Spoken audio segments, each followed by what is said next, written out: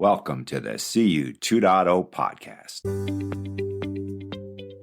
Hi, and welcome to the CU 2.0 podcast with big new ideas about credit unions and conversations about innovative technology with credit union and fintech leaders. This podcast is brought to you by Quillo, the real-time loan syndication network for credit unions, and by your host, longtime credit union and financial technology journalist Robert McGarvey. And now, the CU 2.0 podcast with Robert McGarvey. How does a lawyer by education and employment history become a top executive at fintechs? Good question, but here's another one. How can a fintech help credit unions win members for savings accounts paying in the vicinity of 4% APR? That's right, 4% APR. On the show is Alastair Wood, CEO of Raisin, a fintech that helps credit unions market innovative products, high-yield savings included, to attract new members. And he, by the way, is a lawyer by training. Understand, Raisin does essentially all the lifting involved in marketing and opening new accounts for new members. Memberization included. Raisin, by the way, is relatively new to the U.S. market, but has a long history in Europe.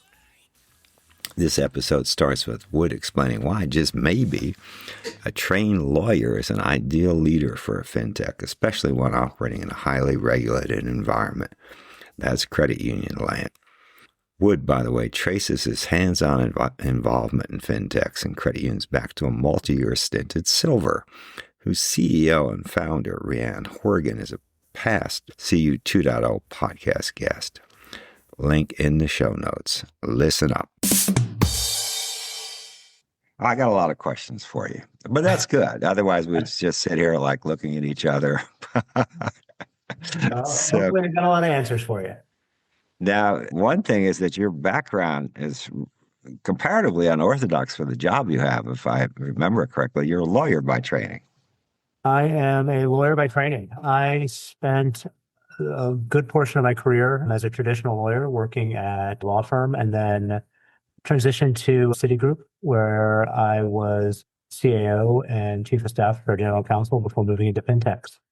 And, I spent the last, I guess, almost 10 years now in various fintechs as a general counsel. But in that role, I think one of the interesting things at a fintech is, and what's so exciting, is that anyone in the C-suite really has that opportunity, not just to be in their particular role, but really to be driving performance across the organization. So I think it was one of those, lawyers are uniquely situated for fintechs because we're very good at, trying to get to the bottom of, well, what's the blocker here? What's the question? How do I resolve this? How do I come to how do I, answer the question that our customers need answered or our teams need answered? So it's I think a natural fit for skill set. I think it's certainly a different type of challenge, but certainly an exciting one. How did you make the leap from working at a financial institution, a big bank, to fintech world? I mean, this is kind of like going from a little town in rural Alabama to New York City. It's I would actually say it's exactly like that, but the opposite. It's going from New York City to a rural town out in Alabama. That's a good. You're well. Yeah, I mean, yes, I can accept that. It was interesting. I had an absolutely fantastic job at Citigroup. That role as CAO and chief of staff was just an incredible learning opportunity. Every day was different. Every day was a challenge. And after, I guess, 4 or 5 years in that role, I started thinking, what was my next role going to look like? And candidly, when you thought about where are the challenges, where are you going to feel that sense that you're constantly learning, constantly pushing yourself, fintech was the natural answer. And, I was very fortunate that I had a friend who was also leaving a bank at the same time and launching a fintech. It was a highly regulated space, and they needed someone senior enough to help them build it. And I took a risk on it. And I have to say, one of the best decisions I ever made, simply because it is a a role and a job that never gets stale. Some days that is incredibly gratifying in that it's a new challenge. Some days, that can be, the lack of visibility of what your day is going to look like can be a challenge unto itself. But I think the fact is, since I left the larger institution, I can honestly say there hasn't been a day where I have not felt challenged, where I haven't felt I've been able to add value, where I haven't felt that you are not really pushing yourself to try to change what you can do for your customers very, very directly. And that's exciting. That's very gratifying. It's not something that everyone likes doing, but that challenge is something I personally find really invigorating. Well, you used one word in what you said that struck me as intriguing: regulation. Mhm. It's and I started writing about technology stuff maybe 30 years ago.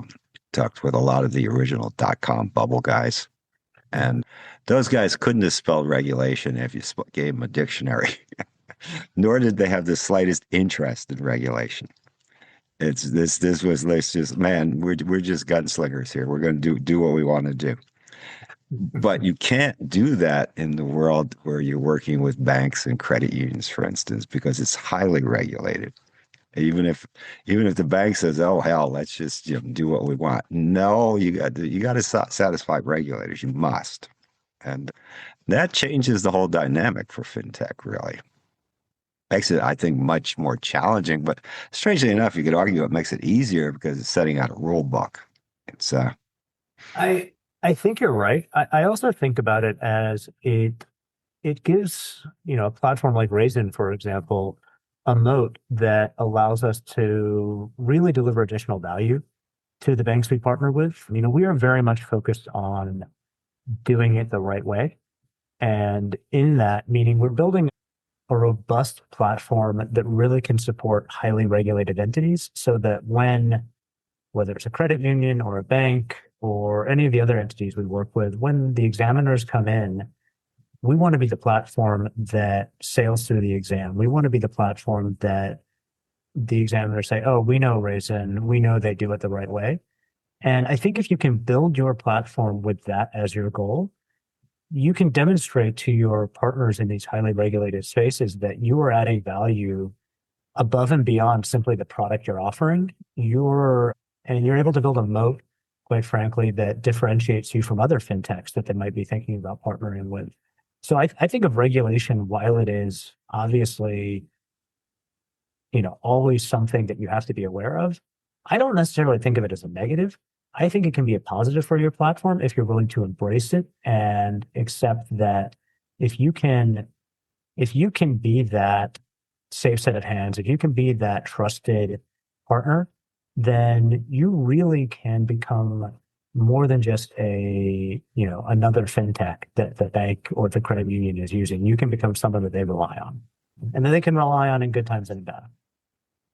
and you have an advantage that I didn't realize until I was researching and the Raisin. I'm looking at it saying, "Wow, I haven't heard of this company. It must be sort of a new thing." But it's actually a pretty big European-based company. Yeah, so we were founded in Germany. We've expanded throughout the EU and into the United States. We've been around for several, I guess, almost 2 decades now, I think, in the EU. And then in the United States, we've been around for almost 6 years now. So I almost think about it as we are a, startup within a larger startup. But I think again that does lead to advantages, meaning that, we have much more robust set of controls than, many fintechs our size. We have a much more developed platform, both from a tech side and from a customer support side. So it's one of the advantages of you get the nimbleness of a earlier stage fintech startup coupled with the robustness and control environment of a later stage startup. So it's really the best of both worlds, quite frankly, for me and my role, and for what we can offer customers and banks. Now, how many credit unions does Raisin US work with? But I believe we are at least a dozen, but possibly more. But And what's the typical size of a credit union that's working with you? we are really a platform that supports credit unions of all sizes, and I would say credit unions and banks of all sizes. We have very large credit unions, and we have smaller, more regional credit unions. And I think that's one of the advantages of our platform is that there is no kind of size minimum that you need to have scale. There is no you're too big or you're too small for us. Our platform is really one in which we can tailor what we do to the needs of the particular credit union, which allows a great degree of flexibility for the credit union to really decide how they're going to use us and what they need out of us in reaching a national customer base. And that flexibility is something that our credit union partners have really, I think, been pleased with. What can you do that a credit union can't do on its own? I think about it less. In other words, why does the credit union need you?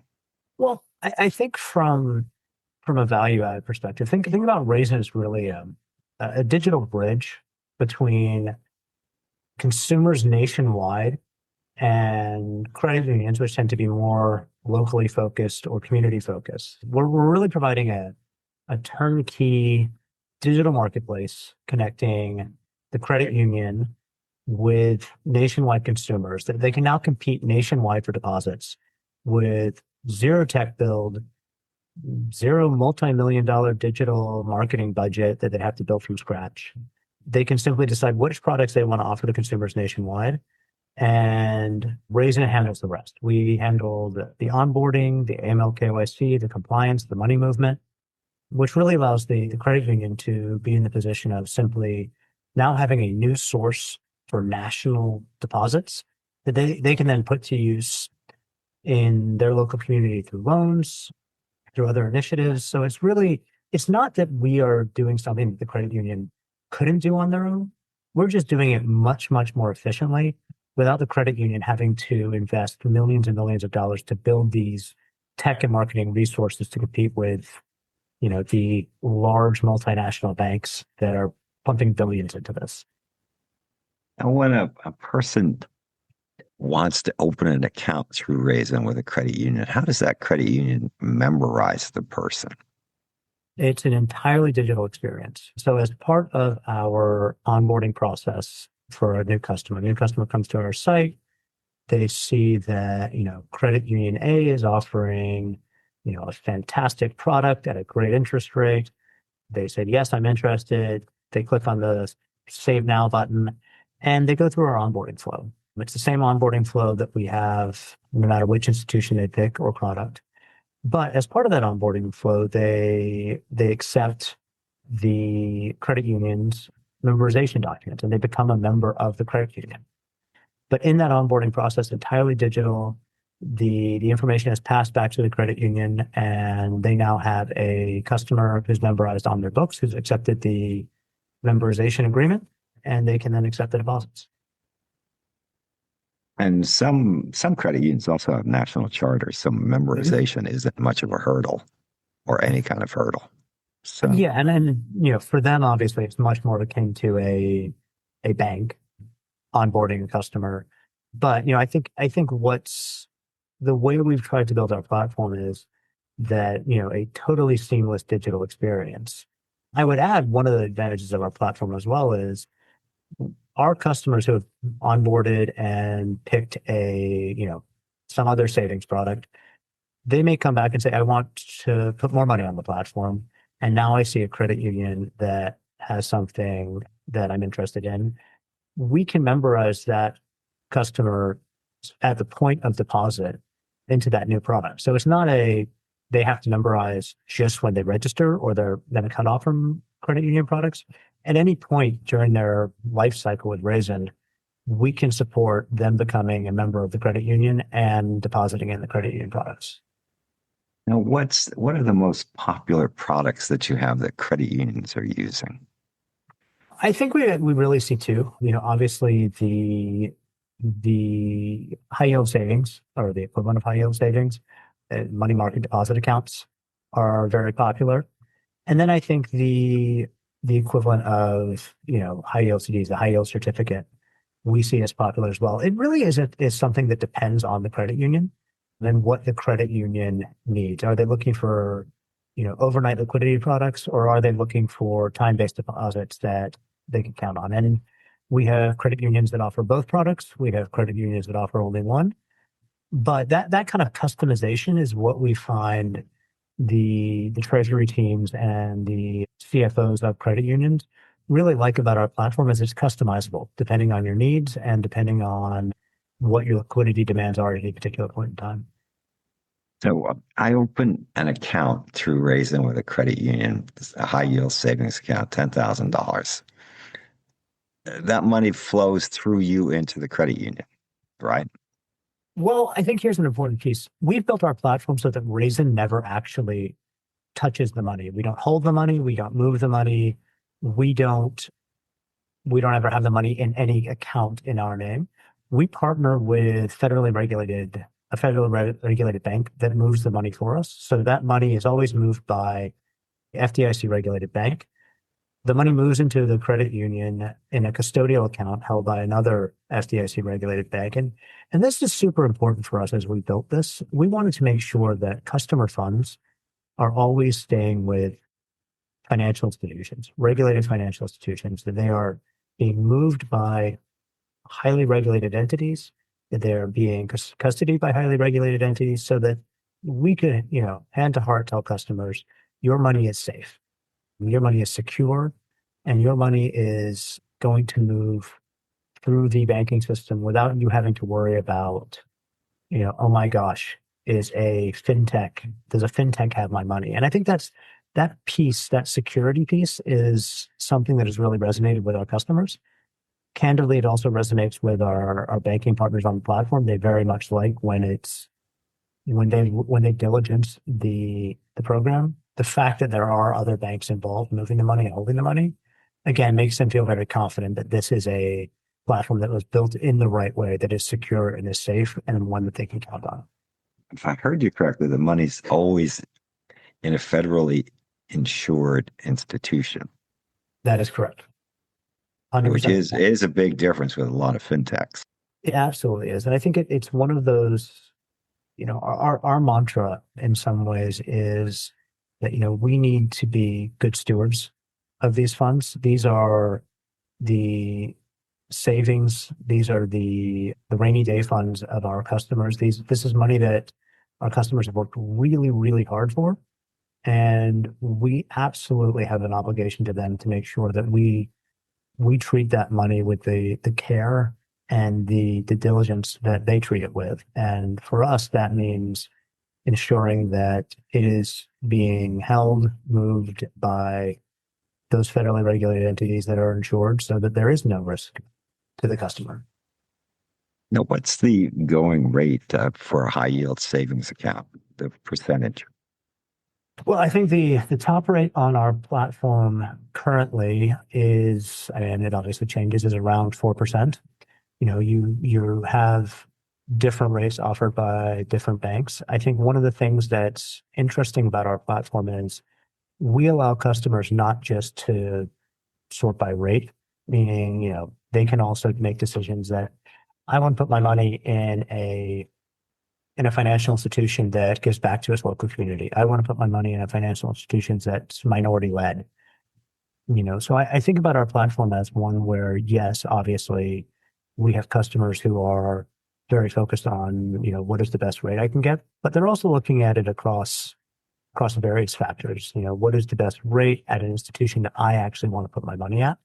And we give the customer that level of agency and decision making to really make sure they're putting their money at a place where they want it to be. Now, many credit unions are still offering savings with an interest rate that begins with a zero, like zero dot point, nine, something like that. Mm-hmm. How do you do 4%? Well, I think about it this way, when you think about going out and sourcing deposits, it's not just the interest rate you're paying, it's the cost of marketing, it's the cost of building a tech platform to actually support the digital experience that your customers want. It's being able to compete across all of those various value adds that I think customers are coming to expect these days. And the honest answer for credit unions and I think everyone in every financial institution is that customers are not as sticky as they once were. You know, customers are expecting a digital experience, and if they don't receive that, they are willing to switch to another bank. I believe the last stat I saw was something like 65% of Americans have switched banks at least once. You know, the loyalty that you used to expect from a customer isn't there, especially in a world where so much more of your banking interactions are occurring over your phone. It's not that you're going down to the local branch and interacting with the local teller who you've known for 20 years. You're swapping one app to another, and if that app works better, you are going to move to that. So I think about it as it's not simply the interest rate; it's all of the other value adds that are delivering the experience that makes your customer want to stay and keep their deposits on your platform. When you talk with a credit union, do they have any meaningful prior awareness of Raisin? I think it depends a lot on the credit union. Some have, I mean, obviously, the credit union space is one where it's a community. I think we have, quite frankly, in the credit union space, referrals are our best source of marketing for other credit unions. We receive a lot of inbounds from credit unions who say, you know, oh, I talked to so-and-so and they were a fan and I'd love to learn more. So I definitely think that piece is one that's super powerful for us. I also think that, you know, quite frankly, in the credit union space, you know, the environment is one that is really pushing innovation. I think if you look at the NCUA's stance on fintech partnerships, you know, they are definitely moving from what I would call cautious observation to support, but you have to be reasonable. Meaning, you know, I think there's a recognition that fintech partnerships, the digital space will be one where credit unions can really lean into and get outsized advantages. And I think that means that credit unions are more likely to be actively thinking through where are there values that I can get here? Where are there fintech that I can partner with that can give me a leg up? I almost think about it as the NCUA's view is almost innovation is something we expect, but negligence is something we're never going to allow. No longer it's why are you partnering with a fintech, but how are you partnering with fintechs and how are you managing that partnership? So I definitely feel that we've seen a shift in that the credit unions are now more likely to be actively figuring out where are those fintech partnerships that can bring value to them than maybe 5 years ago. For at least 20 years, I've been yelling at credit unions that they can't possibly homebrew their own tech. And JP Morgan Chase can, Citi can, they can't, period. And if they don't, not using fintechs, they're kind of left on the side of the road. Cheery observation.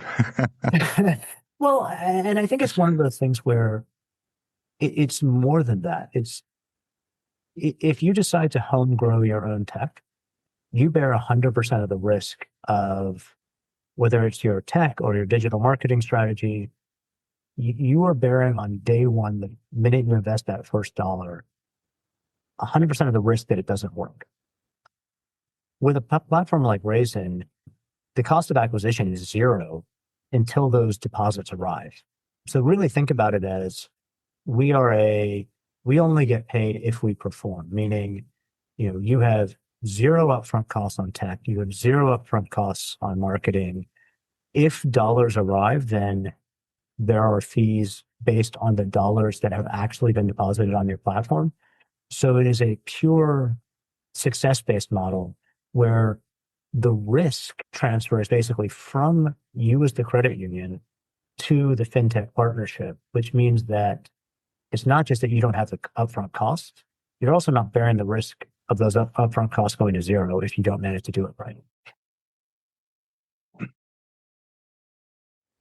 When did you first hear about credit unions?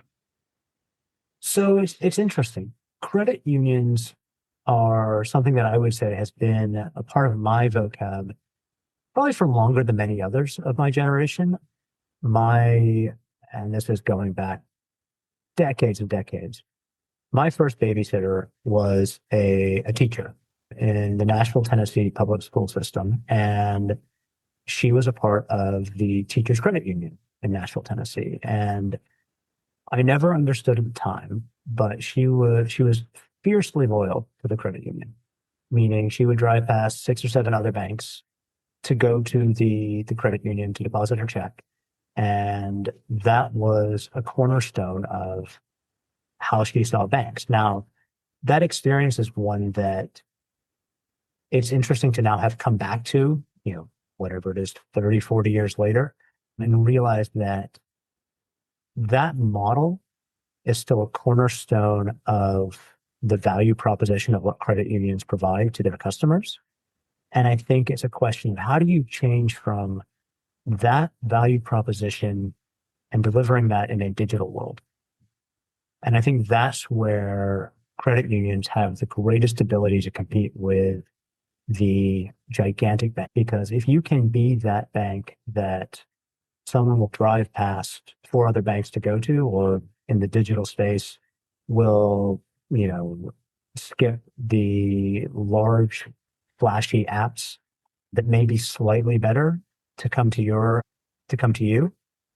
That is the value differentiator that you can have that will allow you to compete and win against those huge multinational billion-dollar banks. What's the process of a credit union going live with you? I mean, do you need access to the core system? What goes on there? Absolutely not. Going live with Raisin is an incredibly simple process. Obviously, you enter into an agreement with Raisin. You enter into an agreement with our custodial bank to open an account at your bank. And obviously, the largest piece of effort is really the regulatory, the due diligence that credit unions go through to make sure that they are, onboarding a platform, partnering with a platform that is appropriate, that they understand it. Luckily, we're quite good at that. We have onboarding materials to demonstrate that we have proper security controls in place, that we have, compliance controls in place, et cetera. But assuming that all goes seamlessly, we can have a bank live in weeks, not months. And once you're live, the information flow is very, very simple. It doesn't need to hook into your core system. It's all managed through our own platform with really minimal effort on the part of the credit union. There's not a team that needs to be dedicated to it. It's an hour max a day from one person to ensure that there's reconciliation between what's shown in the account on their end and what's in and what we shows on the account. And that's really it. And I think that piece of it, that ease and turnkey element, it's a huge value driver for the credit union. The fact that they can turn it on without having a quarter or two build using their own tech resources is a huge piece of what Raisin offers. And I hear this more now than I had been hearing, but I've been hearing for years. Oh, we'd like to do that, but we don't have the bandwidth to implement it with a fintech partner right now. Yeah. What you're saying, you don't need any bandwidth, man. Just sign on the dotted line and we can roll. We can roll, and we don't need to use your tech resources. That the credit union can be dedicated to the 19 other insanely high priorities they have. Well, right now it's AI. I mean, it's if you don't. But again, you have a good argument, which is, hey, you can be doing your AI stuff because we're not going to deplete your tech resources internally. We are not an either or. We are an add-on. Actually, yeah, that is a big advantage. Selling a fintech service right now. I think so, and I think it's one that credit unions are willing to take part in, only because, quite frankly, we've built a very robust system where they have the visibility into how the program works. They have the confidence that we're doing it the right way. And candidly, the fact that at this point we have 100 banks and credit unions in total on our platform means that we're not Johnny come lately to this party. We've built a platform that has a multitude of financial institutions that have confidence in us, and I think that helps. Credit unions have confidence as well that this is someone we can trust. This is a safe pair of hands. And the tools have been used in Europe for a couple of decades now. And European regulation in countries like Germany is certainly as onerous as regulation in the US is. I believe I'm supposed to say as robust. I think Oh, all right, that's fine. onerous. We're not supposed to say. That's fine. I mean, so Raisin has a history of knowing how to deal with this stuff. And Exactly. what's the fee basis for a credit union? Fee basis on our products is purely a fee based on total deposits. And I think, as I mentioned before, the fact that you only pay for what has actually been obtained really de-risks the entire platform. You sign up with Raisin, and if for some reason we are utterly unable to raise deposits for you or to assist you in raising deposits, then you don't pay anything. There's zero risk. But when we are successful and we are able to help you market your products to consumers, you only pay on what you raise, and I think it's a very transparent fee-based system that is simple, straightforward, and allows you to really, in an apples to apples way, compare what are your all-in costs for these deposits and what will your all-in cost be if I had to go out and have an entire digital marketing strategy, have a digital onboarding process, and pay an interest rate to attract customers. We end up being very, very competitive compared to that. Now, if I'm a consumer, I go online, I find the Raisin site, opening an account at a credit union with a high yield savings account. Do I think of myself as the consumer? Am I a Raisin customer or am I a member of that credit union, or both? I think our customers think about it as both. I think they understand, obviously, that they are a Raisin customer, that they are coming into the Raisin platform and they're using our platform to access these various different financial institutions. But at the same time, we routinely hear feedback from customers saying that they understand that they are picking a particular credit union, a particular bank, and they are actively making the decision, I want to deposit my money there. And what's interesting is we hear the reasons vary. Sometimes it can be that bank is one I've seen down the street. I know they are real. That bank is a large bank. That bank has a better interest rate. That credit union is one whose name I recognize. The reasons that the customer picks the particular credit union differ by customer, but they're very aware that they are depositing their money at a particular financial institution, which I think is one of the strengths of the platform. It allows customers that agency and that choice to decide where their money is going to go and to really feel that they have control over it. And how much communication does the credit union have with the Raisin customer? Raisin handles all of it. We handle everything from generating the account statements, marketing messages, the entirety of it. So it really is turnkey, where the credit union has zero lift in taking on these customers. We handle all of the regulatorily required communications. I mean, if you think about a certificate of deposit, we handle the notification that its maturity is coming up. We handle the renewals. We handle all of that on behalf of the credit union. So it is one of those things where there is no lift in obtaining the customer, but there's also no lift in managing the customer. Our customer service department is the one that handles inbound calls. So again, it is very much that turnkey service where you're not generating additional effort for the credit union. Now, you probably have heard what I'm about to say from some credit unions, where like 10, 20 years ago, credit unions first stumbled upon indirect auto lending. So in other words, the loan is originated at a dealer and the credit union takes on the paper. And at first, it seemed like they thought they'd found the golden goose. As time went on, they realized, well, this person never does anything else with us. Auto loan gets paid off or sold off, and then we never see them again. Boy, this really sucks. It's so a lot of credit unions have soured on indirect lending. So some are still quite happy with it. So does your system enable the credit unions to develop a relationship with that customer? I think what really you're talking about is cross-selling. I mean, it is something. Right. See, that's the credit unions said, great, we have this auto loan, so let's sell them a credit card. Let's sell them well, they don't even know who you are, man, so they're not going to buy. They think the loan came through the dealership, which it kind of did. It certainly is something that, if credit unions are interested, we support it. We have some banks and some credit unions that are interested in obtaining customer information so they can try to cross-sell. I think generally credit unions view our deposits as being something that they are obtaining purely for a deposit, meaning they look at our deposits as their core deposits. They're not hot money, meaning they're very sticky. They don't move around. They tend to be stable.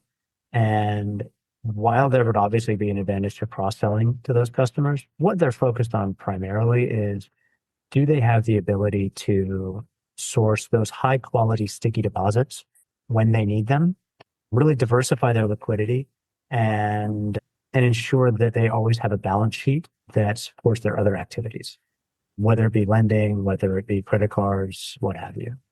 So I think about it as, while it's certainly something that some of our credit unions have focused on, they're much more focused on the deposits as an enabler for their other businesses that they want to scale.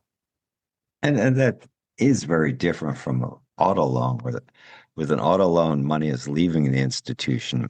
With your product, particularly the high yield savings, money's coming into the institution. Exactly. And candidly, one of the advantages is the money that comes in tends to be high quality, sticky money where customers add and increase the deposits over time. So it's... Oh, I have 2 savings accounts, and you can call me crazy and stupid, and I probably am. One of them pays next to nothing, but I'm just too lazy to move a fair amount of money out of it. It's and anytime I talk with someone like you, I say, man, I'm lazy.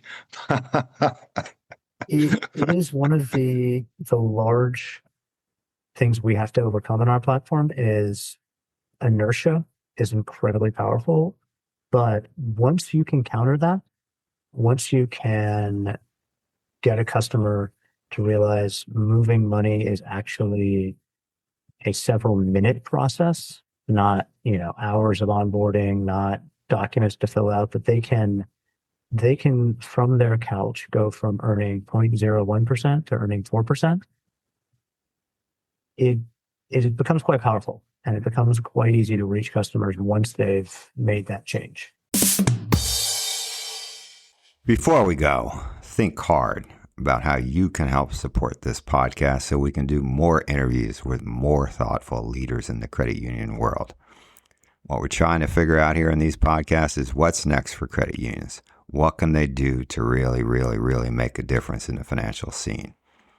Can't all be mega banks, can it? It's my hope it won't all be mega banks. It'll always be a place for credit unions. That's what we're discussing here.